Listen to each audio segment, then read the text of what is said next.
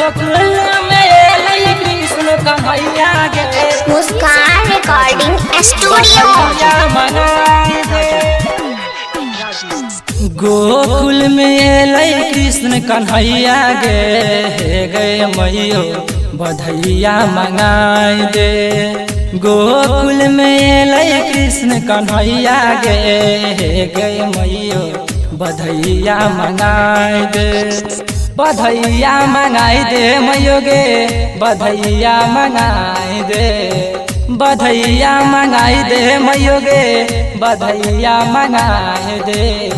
साथ मला गए मोहन मुरलिया गे गए मैयो बधैया मंगाई दे।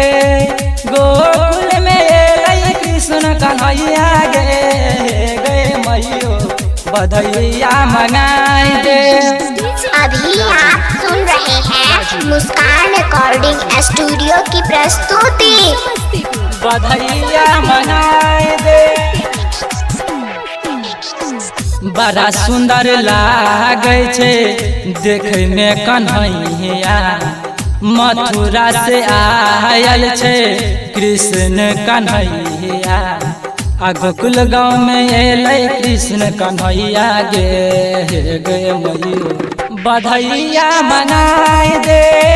गोकुल में एलै कृष्ण कन्हैया गे गए मैयो बधैया मंगाई दे।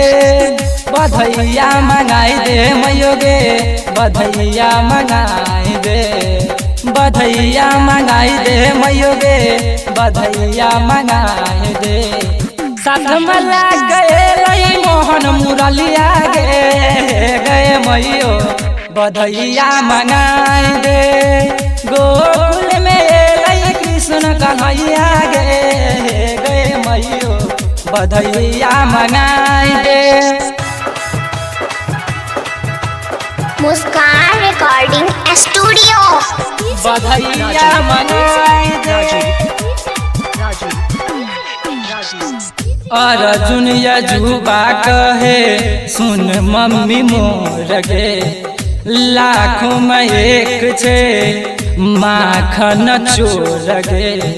कपिल जाय के कमर हिलेतै गे गए मैयो बधैया मंगाई दे।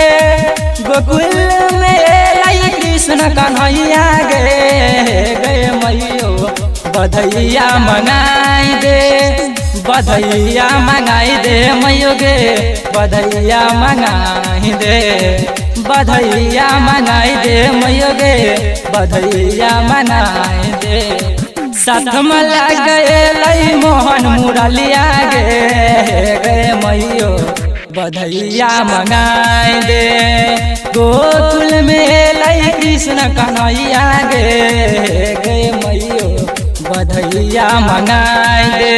गे मैयो बधैया मंगाई दे ना।